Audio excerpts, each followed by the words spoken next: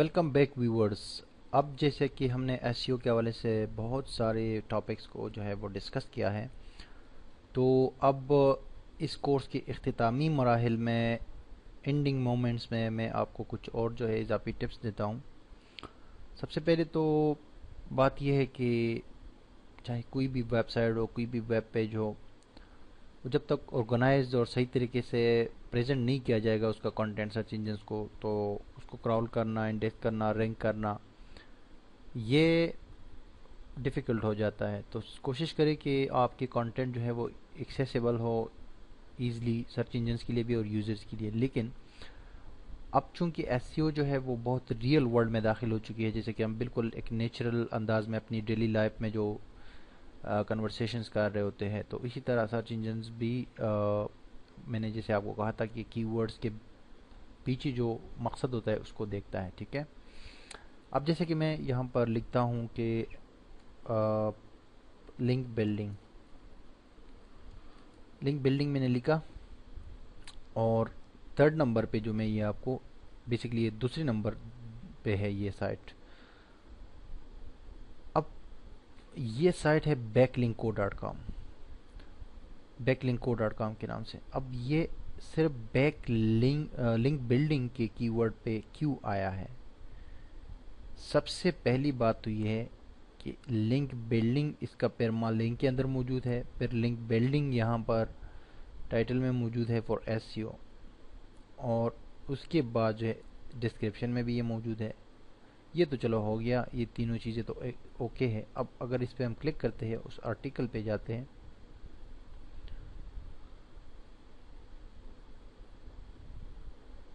تو ہمیں پتہ چل جائے گا کہ اس پیج پہ اس بندے نے یہ کنٹینٹ کس طرح رکھا ہوا ہے. صرف اس کنٹینٹ کو دیکھ کے آپ کو میں جو ایس سی او کے جو ایس سی او آپٹومائز جو آرٹیکل ہوتا ہے نا، یا جو پوسٹ ہوتا ہے، اس کا بہترین سب سے بہترین ایگزامپل یہ ہے جو آپ کے سامنے ہے ابھی. ٹھیک ہے، وہ کیسے؟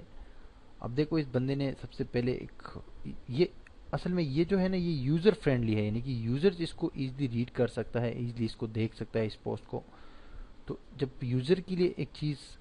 صحیح ہوگی، آپ یوزر کو مائنڈ میں رکھیں گے، یعنی وزٹر کو مائنڈ رکھیں گے کہ اس کو کوئی ایشو نہیں ہوگا اس کنٹینٹ کو دیکھنے ریڈ کرنے پہ،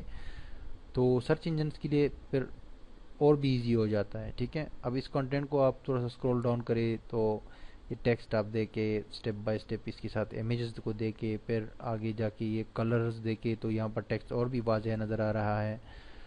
اور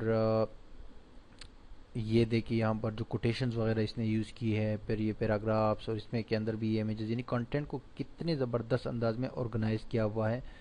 اور پھر سٹیپ بائی سٹیپ یہ گائیڈز ہے، یہاں پر لنکس دیے گئے ہیں کہ اور بھی ریسورسز جو ہے آپ اس پوسٹ میں دیکھ سکتے ہیں. تو سٹیپ بائی سٹیپ آپ کے لیے یہ سارا جو پروسیس ہے نا نیچے تک، یہ سارا سٹیپ بائی سٹیپ ہے. اب نیچے آ کے آپ اس کا پی ڈی ایف ورژن بھی ڈاؤن لوڈ کر سکتے ہیں. اور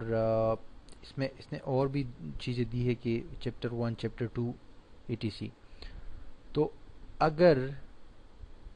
مطلب اس طرح اس کو کیا ضرورت تھی اس بندے کو کہ اس طرح آرگنائز اور صحیح طریقے سے اس کنٹینٹ کو یہ پریزنٹ کر رہا ہے بہت خوبصورت انداز میں، اور یوزر کو ذہن میں رکھ رہا ہے. سرچ انجن اور بوٹس جو ہے وہ تو بات کی بات ہے، لیکن یوزر اگر اس کنٹینٹ سے انٹریکٹ ہوگا، وہ اس پہ ٹائم گزارے گا، اس کو ریڈ کرے گا، تو آٹومیٹکلی باؤنس ریٹ جو ہے وہ کم ہوتا جائے گا، آٹومیٹکلی ایوریج ٹائم بڑھ جائے گا، آٹومیٹکلی ایس سی او میں ہیلپ فائدہ ہوگا. اور پھر اس نے جو ہے اس کے بیک لنکس بھی بنائے ہوں گے، لازمی بات ہے. لیکن آن پیج جو ہے یہ آپ کا سب سے پہلا جو امپورٹنٹ سٹیپ ہوتا ہے وہ آن پیج ہوتا ہے. تو اگر کوئی ایسے ہی مطلب نارمل کوئی بیکار سا وہ اس کو کنٹینٹ کو بیکار سے انداز میں پریزنٹ کرنے سے سائٹ ٹاپ پہ آتی یا سائٹ کو رینک مل جاتا یا اس پیج کو رینک مل جاتا،